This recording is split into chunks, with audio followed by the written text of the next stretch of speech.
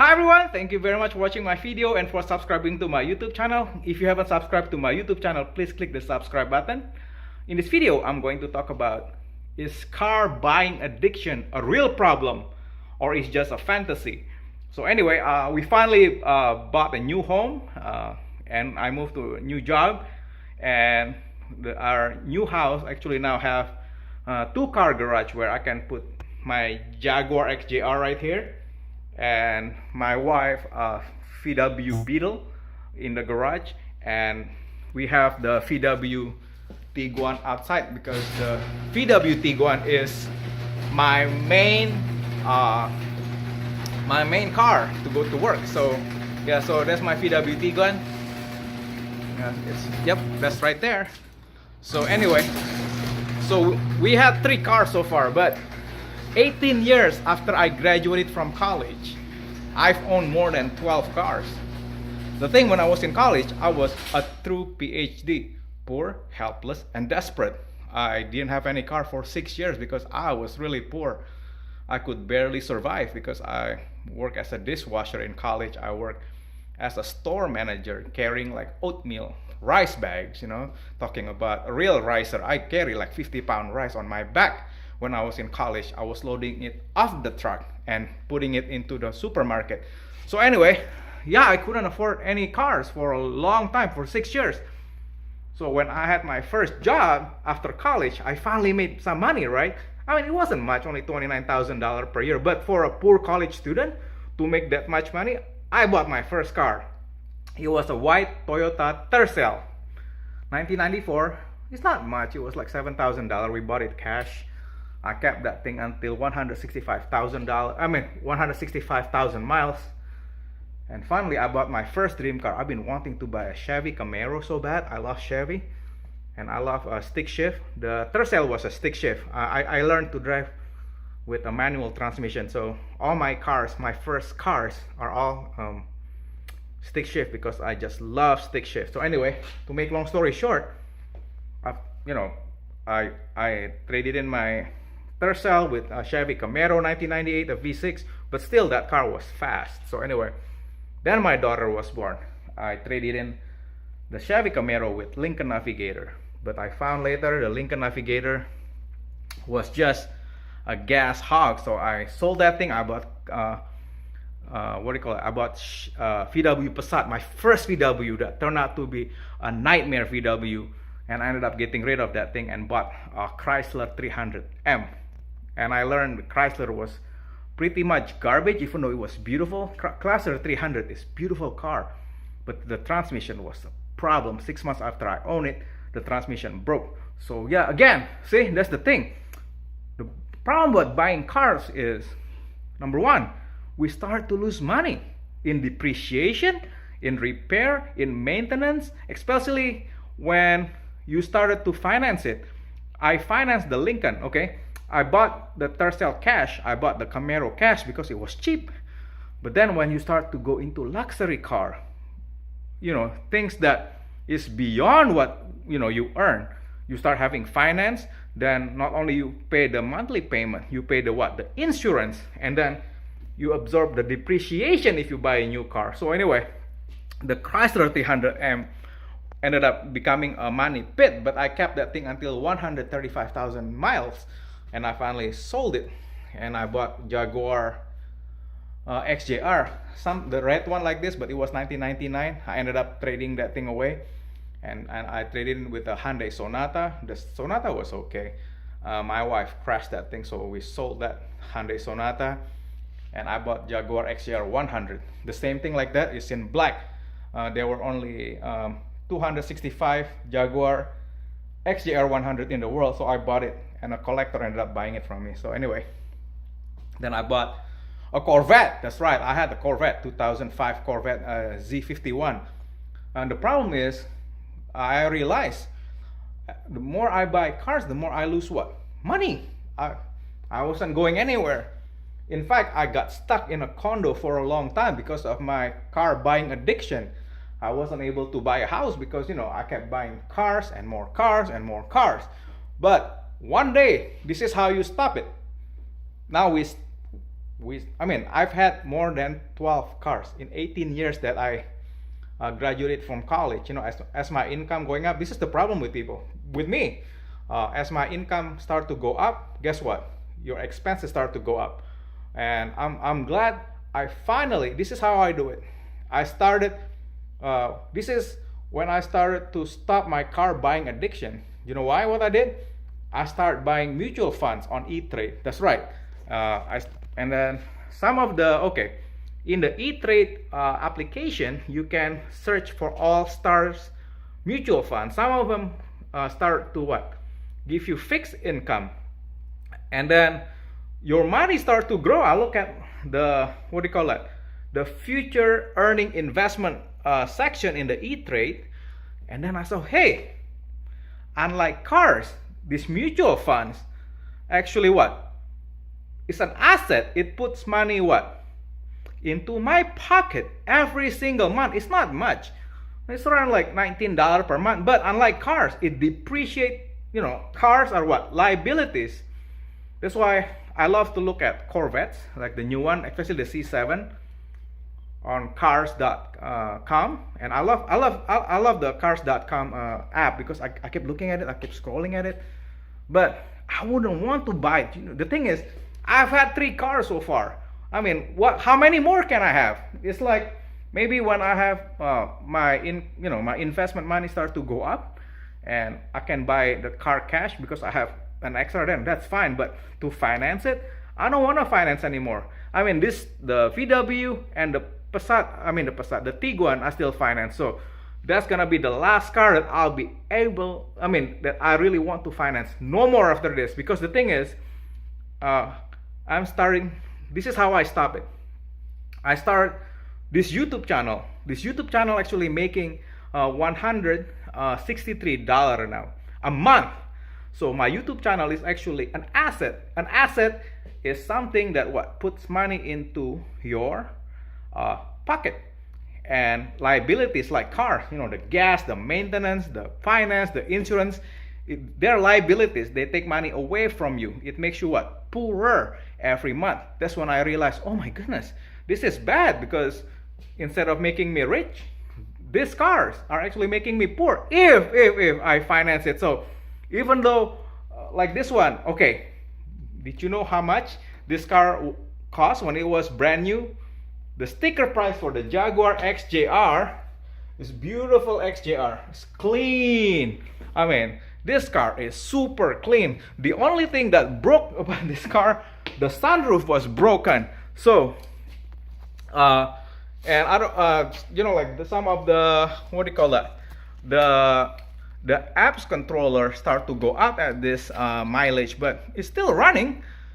And the sticker price for this car when it was brand new, check this out. This car is pristine. I'm like, holy cow. It was $99,000.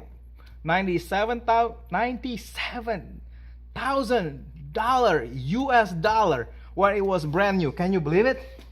That's I think the base price is $89,000, but still $89,000.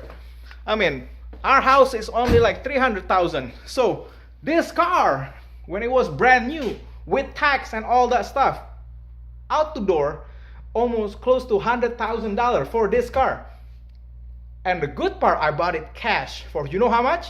I bought it at 100,000 miles for $6,800. It comes with, nice rims. Everything is in good condition. So this is the first luxury car that I bought cash with no financing. So if it's gonna depreciate, oh well, it depreciates. I only drive it on the weekend. So when I go to car show, this is my car show. And then when I have the hunger, this is the thing. Make sure when you buy a car number 2. Number 1 is what? Try to start building your portfolio income. Start learning how to buy mutual funds out there, or start building a passive income business. Things that put money into your pocket instead of things that take money away from you. So you realize one day, oh my goodness, all these cars, my car buying addiction actually making me poor. when I stop all that stuff, look, now I have a nicer home. Instead of staying in a condo was cheap, so I was able to buy this car, that car, this car, you know, different cars. Now I buy less car, but I have a lot nicer home to live. So anyway, yeah, this is the first car that I finally bought cash. So yeah, and this one I almost paid off. So in a year or two, I'm gonna pay this one off and the Tiguan off. I'm just gonna keep this three and do DIY work on it, and that's how you do it. And car addiction. And then another you can do is name your car. I'm not sure what to name this car yet. I mean, if you have suggestion, I would love to hear from you. A red Jag. My daughter told me to call this Jag a cruiser, but I don't know yet. So yeah, there's so many things you can do. Yeah, car addiction is a real problem because it keeps making us poor, because it takes money away from us. I mean, you have to pay the insurance. It's not cheap for this car actually. If you finance it, because you know the bank still own it. If something happened to it, yeah, it's just bad news. So actually this car, since it's only a weekend drive, I don't drive it very much. The coverage for the Jaguar is really cheap, so like $600 a year. And the VW Beetle, because it's more like daily drive, it costs more money to insure. Plus it's turbo version. Like this. Yeah, that is a bad news right there. The insurance company knows it's a turbo, so they charge you more. And the Tiguan, the same thing. Since it's still being financed, it costs more money to insure. This VWs actually are more expensive to insure. They're newer, and I didn't buy it cash. So yeah, I'm learning to pay it off. Probably I only have like 10,000 on this one and 10,000 on the Tiguan, so 20 more thousand, and everything will be paid off, and no more car payment. And I'm gonna start building my YouTube channel, and because my YouTube channel now is an asset, it puts money in where every month I got money from the YouTube channel. So I'm like $163 richer every single month because the YouTube keep putting more money. And the same thing with my portfolio income on E-Trade.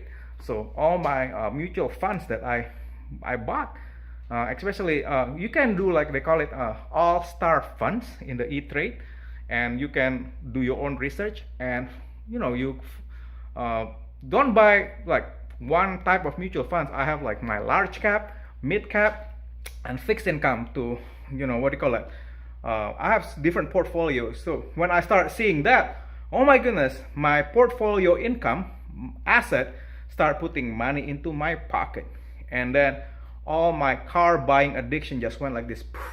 It's like a big realization, you know, what do you call it, yeah, like, oh my god, the reason why I've been so poor, even though I start to make more money, but I was still a poor guy because I owe so much debt. Especially when I bought the 2014 Chevy SS. That's right, the SS was a nice car, but it was $39,000 car. The payment itself was $950 a month. Oh my goodness, when I saw that and how much the Chevy SS depreciate, I said, you know what, forget it.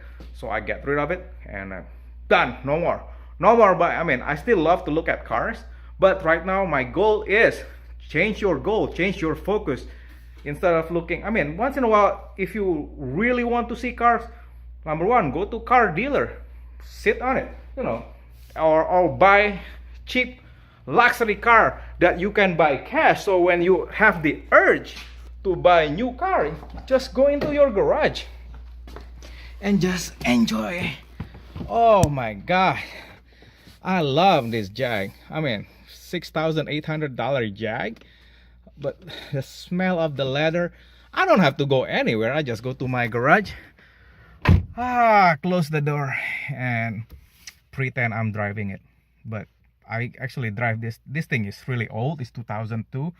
It's probably gonna fall apart. I mean, so many people are scared to own this thing, but this is my weekend drive. It's my dream car. I always giggle when I drive this thing, and people stop me on the road to ask me, hey, how old is that car? It looks like brand new. Well, it's 2002. It's an old car. Let me see. It's a 16-year-old car, but look at this condition. $6,800 cash. Okay, now I can enjoy it anytime. I can just sit in my garage, and if I want to have the urge to buy luxury car? Right here. So yeah, buy something that's affordable, that you really can afford to buy cash. I mean, and think about it. If you're tempted to finance something, think about it. Okay, the car will depreciate. You ended up owing more than what the car is worth. That is like the worst thing that, you know, that's why people have gap insurance. Because if the car got into accident, the insurance sometimes pay you less money than you actually owe. And if you don't have gap insurance, oh, that's bad. You'll ended up paying car payment for a car. If you total your car and you don't have gap insurance, you ended up paying what? It happens to my friend. She owned a Toyota Corolla. She decided not to buy the gap insurance. She ended up paying car payment for the car that didn't exist because she totaled her car. That's not good. So anyway, yeah, again, number one, start to with what? To learn to build your portfolio income, or build business that can. My YouTube channel actually becoming a business now. It's a hobby that turned into a business because now it's a money earning YouTube channel. So now you realize, oh, this YouTube actually putting money in my pocket. And what do you call that? Instead of taking money away, like car payments, car insurance, gas, maintenance, and parts. Oh my goodness, cars are bad liability. So when you start to realize that, your car addiction is like, because now, oh, you become smarter. Oh my goodness, this thing is making us what? Poor. So now I'm satisfied with 3 cars. I mean, this VW and the other one is almost paid off. So after probably a year or 2, they will be paid off. So, and no more car payments. Thankfully, no more. I mean, I can get rid of it now and have no car payment at all. But right now, if I'm bored driving the VW, I can move to the VW. I mean, the Tiguan, I can borrow my wife VW Bug. If I'm bored driving the Tiguan, I can drive this one. Yeah, 3 cars. That's it. No more. I mean, I'm still tempted to buy another one, but no, not for now. Unless someday I can buy cash. So yeah, again, start building portfolio income and find a brokerage account somewhere, or do something, you know, that earn money, and you will see the comparison. Oh my goodness, your cars that you own for a long time, the luxury car, you know, actually making us poor, making you poor. So when you realize that, all desire to buy car, your addiction will just like poof, disappear. The same thing like right now, when I saw my portfolio income, instead of pumping the money into a car, I put it into my mutual funds, which give me money every single month. So my goal is to have my passive income. That's right, my passive income higher than my earned income, than my debt income ratio and all that stuff. So when my passive income is larger than my expenses, then I'll be financially free. So that what cure me. That's right. I hope you guys will learn from this. I know it's really long video, but it's a serious problem in our society right now. Especially when you go around the neighborhood and you see like nice cars, we just want to keep up with the Joneses. I mean, I'm just happy with the house that we bought. We didn't go like extravagant. I mean, we capped that thing at $300,000 house, and that's it. Bam! And I found the requirement. I want a large garage. I want a large garage because I do a lot of DIY maintenance videos. So I told the realtor, I want a large garage. So my wish, I got this house that I want for not very expensive, you know, and then where I can put my cars. So yeah, so that's how you. So is it real, car buying addiction? It is a real problem, and you want to cure it as soon as possible if you want to what? Keep more money in your pocket. Right now, since I stopped buying luxury cars, actually I have more saving. I mean, we have, let's say I lose my job, I can live at least 1 year with on my saving. That's right. The thing is, now we have a lot of saving. So yeah, that's how you do it. Start thinking what? Long term. How much money? Okay, if something happened, and if you have a lot of car payments, especially luxury one. This one is not expensive actually. It's like $300 a month, 300 or 600. Okay, whatever. But I only have like 1 year left to go to pay it off, and after that I'm done paying car payments, and there'll be hours to keep without any car payment. So yeah, think about that in long term. Your financial goal will, if something happened to me, if you lose your job, okay, what's gonna happen to your car payment? You can't pay them anymore, which is scary, right? And if you don't have any business or any passive income to offset that expenses, it'll be a nightmare. And then if you don't have saving, if something breaks with the car and you don't have money to repair it, like right now something breaks, like for example, this house that I bought, the sewer broke. It cost us $2,600 to repair the sewer backup. So if I didn't have any saving, how am I supposed to pay? I mean, good thing we had savings. So I mean, even though it was painful to pay $2,600, but still we have what? Saving.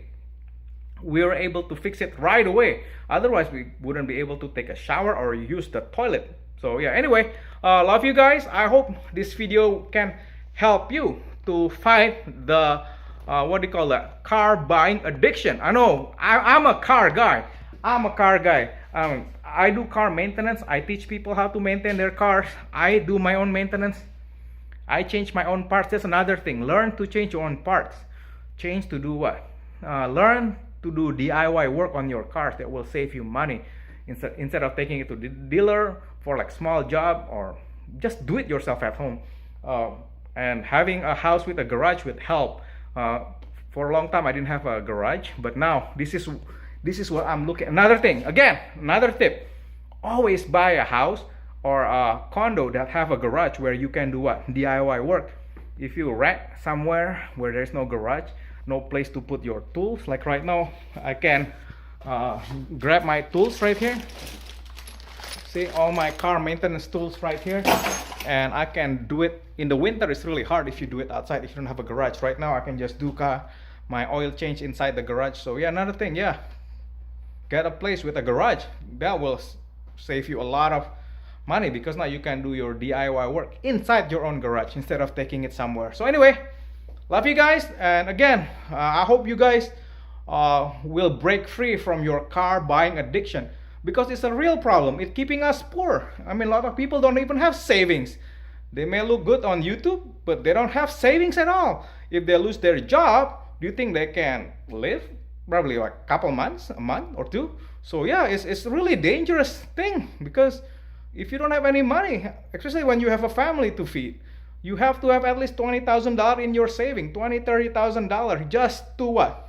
To offset when bad things happen. Then you can live off your saving for at least a year, while you're looking for another job or trying to start a new business. So again, build your portfolio income. Start learning how to buy mutual funds, or go ask a financial advisor.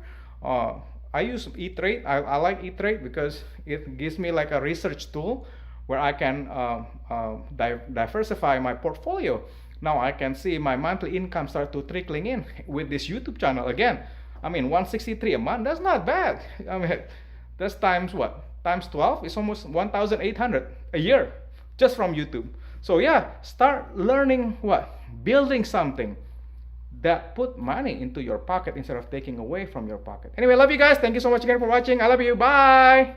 I hope you guys can fight that car buying addiction and be free from it. Love you guys. Bye.